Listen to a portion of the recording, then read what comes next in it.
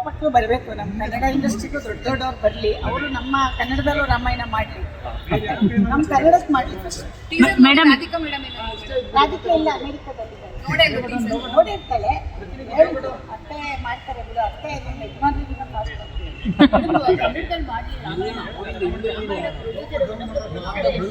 ಇಲ್ಲ ಇದು ಹಿಂದಿ ಅವ್ರಿಗೆ ಹೋಗಿ ಮಾಡ್ತಾ ಇದ್ದಾನೆ, ಬಟ್ ನಮ್ಮ ಕನ್ನಡದಲ್ಲಿ ಆ ಥರ ದೊಡ್ಡ ದೊಡ್ಡ ಬ್ಯಾನರ್ ಬೇಕು.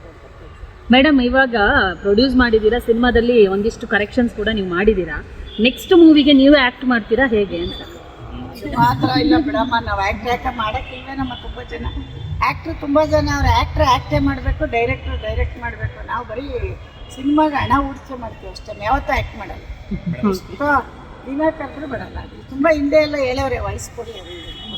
ಈಗ ಸಿನಿಮಾ ನೋಡಿಲ್ಲ, ಇದುವರೆಗೂ ಯಾರು ಸಿನಿಮಾ ತೋರಿಸಿಲ್ಲ ಅಂತ ಹೇಳಿ ಸೊ ಎಷ್ಟು ಜನ ಆಗಿರ್ಬೋದು Radhika madam first day first ನೋಡ್ತಾರ, ಅದನ್ನ ಅವ್ರು ಕೇಳಿ. ಅಲ್ಲ ನೀವು ಕರಿಯಲ್ವಾ? ಅಲ್ಲ ನಾನು ನಿಮ್ಮನ್ನು ಕರಿತೀನಿ, ನೀವು ಬರಲಿಲ್ಲ ಅಂದ್ರೆ ನಾವು ಬರ್ತೀವಿ.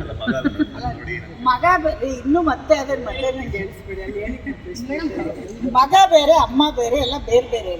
ಮಗ ಆದ ತಕ್ಷಣಕ್ಕೆ ನನ್ನ ಮಾತು ಕೇಳಬೇಕು ಅಂತ ಏನಿಲ್ಲ, ರೂಲ್ಸ್ ಇಲ್ಲ ನಮ್ಮಲ್ಲಿ. ಅದು ಅವನು ಸಿನಿಮಾ ಮಾಡ್ತಾ ಇದ್ದಾನಲ್ಲ, ಅದು ಮಾಡಲಿ.